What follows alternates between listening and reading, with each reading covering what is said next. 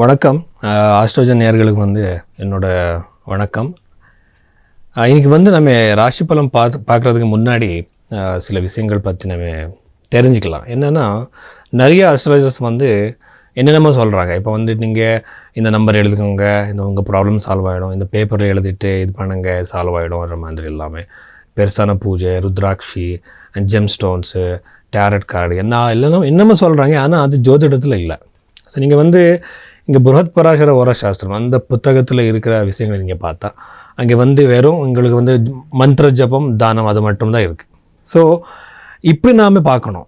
So இது நீங்களே பண்ணிக்கலாம். இது நீங்கள் போயிட்டு எங்கேயோ பூஜை பண்ணணும், அதுக்கெல்லாம் செலவு பண்ணுற ஒரு தேவையில்லை. ஸோ அதுக்கப்புறம் ஜோதிடம் இப்போ ஆன்மீகம்னு சொல்லுவாங்க இல்லையா, இந்த ஸ்பிரிச்சுவாலிட்டியில் நீங்கள் எந்த ஒரு ஸ்டேஜில் இருக்குங்க அது தெரிஞ்சுக்கிறதுக்காக தான் இருக்குது. நீங்கள் எப்போ கார் வாங்குவீங்க, வீடு கட்டுறீங்க, இது எல்லாமே செகண்டரி.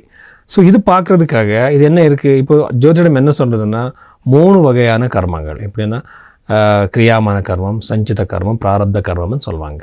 ஸோ அந்த கர்மத்தினால தான் நமக்கு இந்த வாழ்க்கை கிடைச்சிருக்கு. இந்த வாழ்க்கையில் அது எல்லாமே நம்ம சேஞ்ச் பண்ண முடியாது. அந்த கொஞ்சம் தான் கண்ட்ரோல் இருக்குது நம்மளோட கர்மத்தினால. ஸோ அந்த கண்ட்ரோலுக்காக நாம் சில மந்திர ஜபம் இதெல்லாம் பண்ணால் கொஞ்சம் கம்மியாகும். இப்போ எப்படின்னா மழை வந்துட்டுருக்கு, ஆனால் அது நாம் தடுக்க முடியாது. ஆனால் ஒரு அம்ப்ரெல்லா நாங்கள் எடுத்துகிட்டு போக முடியும். அது நம்ம ப்ரொடெக்ஷன் பண்ணிக்கிறதுக்கு என்ன பண்ண முடியும், அதுதான் இம்பார்ட்டண்ட் இங்கே. ஸோ இதனால் என்னன்னா, நிறைய பேர் என்னென்னமோ சொல்கிறாங்க இல்லையா, அது நம்பாதீங்க. ஸோ உண்மையான ஜோதிடம் என்ன இருக்குது அது மட்டும்தான் நீங்கள் நம்பணும். லக்னத்துலேருந்து ராசிலேருந்து எல்லாமே ஜாதகம் பார்த்து நாம் அந்த ப்ரெடிக்ஷன்ஸ் கொடுக்கணும். அது கொடுக்கணும்னா ரொம்ப டைம் வேணும். ஸோ அதுக்காக நீங்கள் இங்கே கீழே இருக்கிற இந்த நம்பருக்கு கால் பண்ணுங்கள், கன்சல்டேஷன் எடுத்துக்கோங்க, உங்கள் டீட்டெயில்ஸ் அனுப்புங்க.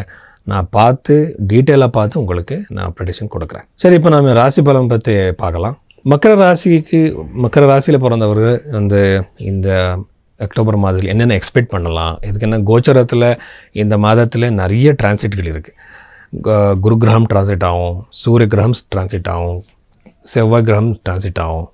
ஸோ இந்த நிறைய சேஞ்சஸ் இருக்குது இந்த அக்டோபர் மாதத்தில். ஸோ அப்படி இருக்கும்போது இந்த மகர ராசியில் பிறந்தவருக்கு எந்த மாதிரி நாம் ப்ரெடிக்ஷன்ஸை எக்ஸ்பெக்ட் பண்ணலாம்.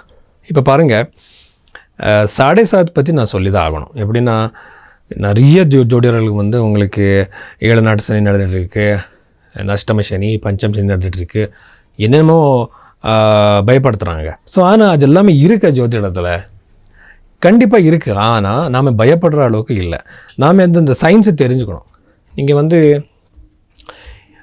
ஒரு புத்தகம் இருக்கும், ரொம்ப ரிசர்ச் ஒரு புத்தகம். அதில் அஷ்டம சனி, கண்டக சனி, இந்த மாதிரி புத்தகம் பேர் கேந்திராவோட ஜியோட ஒரு கைடன்ஸில் இது வந்திருக்கு. அங்கே செலிப்ரிட்டி ஆரோஸ்கோப்ஸ் கொடுத்துருக்காங்க. அந்த ஆரோஸ்கோப்ஸில் அவர் எல்லாமே ஒரு சக்ஸஸ் ஆன ஒரு டைம் நம்ம பார்த்தா 7.5 தான் இம்ப்ரூவ்மெண்ட் ஆகிருக்காங்க. எதுக்கு இப்படி பாருங்கள், இந்த 7.5 நமக்கு பிரச்சனை கொடுக்கணும்னா நிறைய பேராமீட்டர்ஸ் இருக்குது.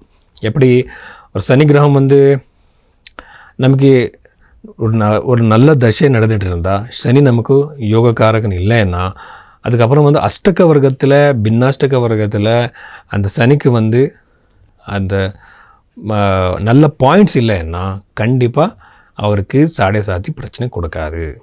சரிங்களா? ஸோ அப்படி இருக்கும்போது நம்ம 7.5 பயப்படுறதுக்கு ஒன்றும் இல்லை. ஆனால் நிறைய ஜோதிடர்களுக்கு நமக்கு மிஸ் அண்டர்ஸ்டாண்டிங்காக நமக்கு மிஸ்கைட் பண்ணிகிட்ருக்காங்க. ஸோ அப்படி உங்களுக்கு பயமாக இருந்தால் நீங்கள் அனுமான் சாலிஸ் பண்ணலாம், நீங்கள் அனுமான் கோவிலுக்கு போகலாம். ஸோ அதுக்கப்புறம் பஞ்சம பாவத்தில்